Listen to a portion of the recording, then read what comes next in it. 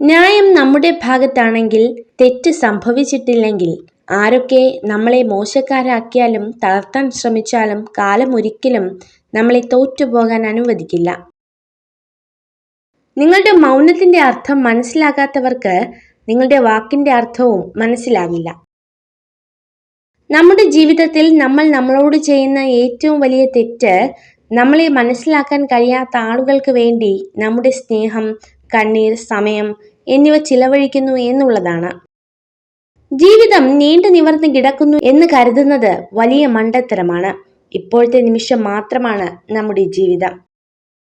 അനുഭവങ്ങളുടെയും തിരിച്ചറിവുകളുടെയും കണക്ക് പുസ്തകമാണ് ഓരോ ജീവിതവും. ഓരോ പരാജയവും അടുത്ത ശ്രമത്തിൽ വിജയിക്കാനുള്ള സാധ്യത വർദ്ധിപ്പിക്കും. വീഴ്ചകളൊന്നും തന്നെ പറ്റാതിരിക്കുന്നതിലല്ല മാഹാത്മ്യം, ഓരോ തവണയും എഴുന്നേൽക്കുന്നതിലാണ് മഹത്വം. സ്വപ്നങ്ങളുടെ പിന്നാലെയുള്ള ഓട്ടമാണ് ജീവിതം, യാഥാർത്ഥ്യങ്ങളുമായി കൂട്ടിമുട്ടി തച്ചുടയും വരെ.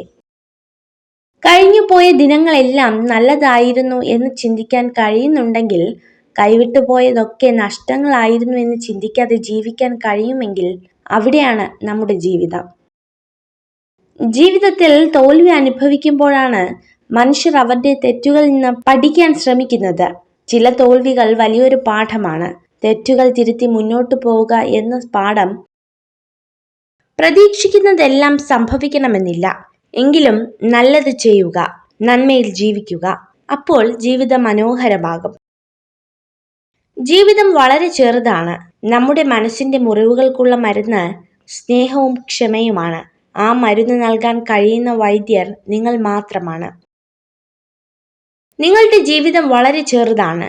ശരിയായ രീതിയിൽ സ്നേഹിക്കുന്നവരെ സ്നേഹിക്കുക, അല്ലാത്തവരെ മറക്കുക. സംഭവിച്ചിരുന്ന എല്ലാത്തിനും ഒരു കാരണമുണ്ടാകും.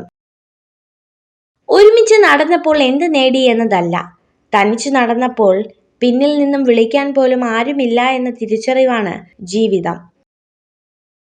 ഒരു സ്ത്രീ ഒരു പുരുഷനെ ആഗ്രഹിക്കുന്നുവെങ്കിൽ അവൾ ഉറപ്പായും അവനെക്കുറിച്ച് പൂർണ്ണമായും മനസ്സിലാക്കാൻ ശ്രമിക്കും. മാനസിക സംഘർഷത്തിനു വേണ്ടി നിങ്ങളുടെ ഊർജം ഉപയോഗിക്കാതിരിക്കുക. പകരം വിശ്വാസം, സൃഷ്ടി, വളർച്ച, സ്നേഹം, പരിപാലനം എന്നിവയ്ക്ക് വേണ്ടി നിങ്ങളുടെ ഊർജത്തെ പ്രയോജനപ്പെടുത്തുക. നിങ്ങൾ ഈ വീഡിയോ കണ്ടതിന് നന്ദി. ഇതുപോലുള്ള കൂടുതൽ വീഡിയോകൾക്കായി ചാനൽ സബ്സ്ക്രൈബ് ചെയ്യൂ.